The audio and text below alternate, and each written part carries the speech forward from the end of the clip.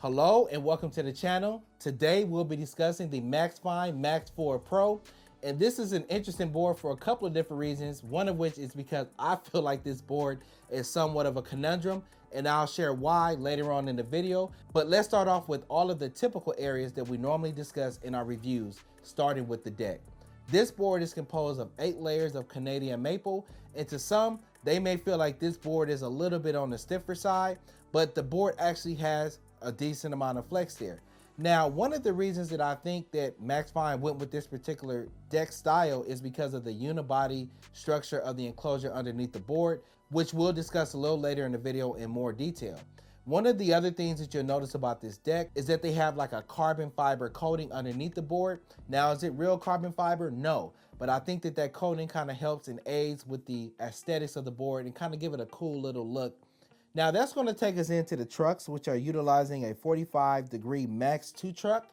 And this is a pretty interesting truck because it has like a coating on it. And when I reached out to Maxfind, I said, what is this coating that is on the truck?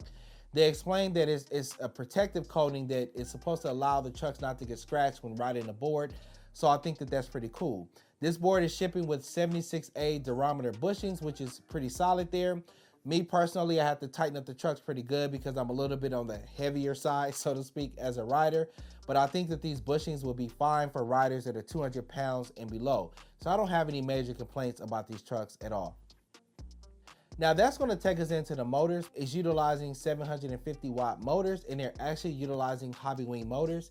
And some will say, well, does it matter what motors it's using? Kind of, sort of. And that's because Cloud Wheels recently came out with the Cloud Wheel Donuts, which are Cloud Wheels that actually fit hub motor boards.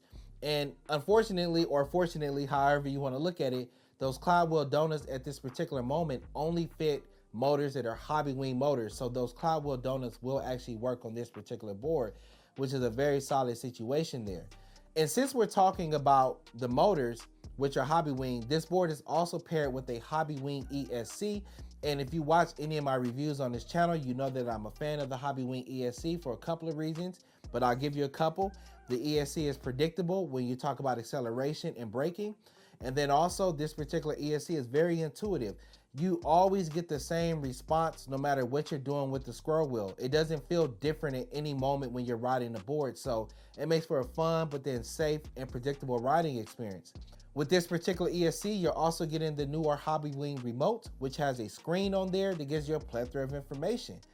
Board battery, remote battery, what speed mode you're in, how many miles per hour, kilometers you're actually riding at this particular moment.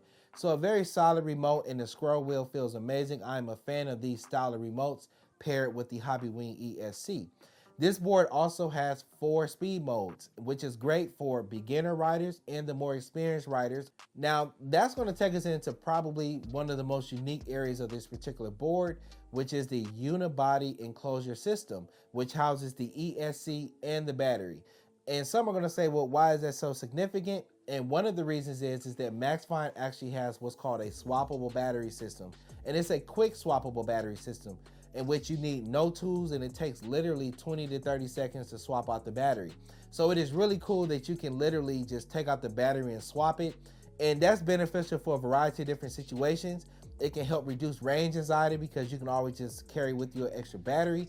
And then also for individuals who like to travel with their boards on planes, this is a very cool situation because you can actually get the battery, in which many airlines will allow you to bring onto the plane.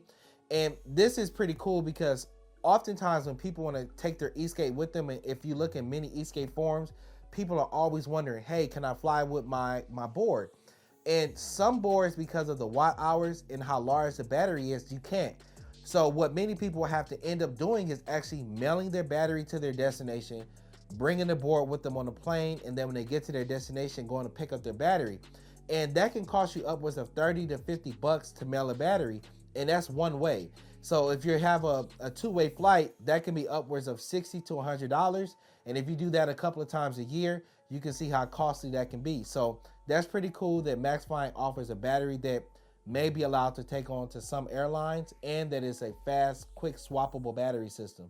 So I think it's something that many people are going to enjoy and utilize a lot. Now that's going to take us into the area where I said this board is somewhat of a conundrum for me. And that's because this board is actually in the mid-tier price point. And when you talk about Esc, there's a couple of different price points. You have budget boards, you have mid-tier boards, and then you would have something called premium boards maybe, and then you might even have boutique boards. And when you talk about mid-tier boards, you're talking about boards in that maybe $600 to $900 price point. And it is a crowded market, and companies have to do a lot of things so that they can try to make their product stand out, because there's just so many brands making boards in that price range. So people try to stand out by having great torque or great range or fast acceleration or high top speed or just different features or whatnot. And I think that some of the features that this board has that may make it stand out from some of the others is the quick swappable battery system, something that I like, and I mentioned all of those reasons that I like a little bit earlier in the video. Some people may like that this board is actually utilizing the Hobbywing Esc, and then also that this board also has a fast swappable battery situation, which is not something that many other brands can say that they have. So I think that those are some of the reasons why this board may be able to stand out when you compare it to some of the other board companies out there, and why I felt like this board was somewhat of a conundrum. That's going to take me into my final thoughts. Overall, I think that this is a solid board. It's right in that mid-tier price point, and it has a lot of competition, but I think it has several features that may allow it to stand out among some of the other boards that I discussed earlier. The Hobbywing Esc, the Hobbywing Remote, the Hobbywing Motors, which allows individuals to utilize the cloud wheels, and then of course that fast swappable battery system. Overall, I think that this is a solid board. I think individuals who purchase this board may find that they are pleased with their purchase. If you want to learn more about this board, please take a moment to view the link in the description. I have a discount code as well, and it not only saves you some money, but it also supports the channel. Remember, PEVs allow you to be everywhere, and as always, I'll see you at the top because the bottom is too crowded. Peace.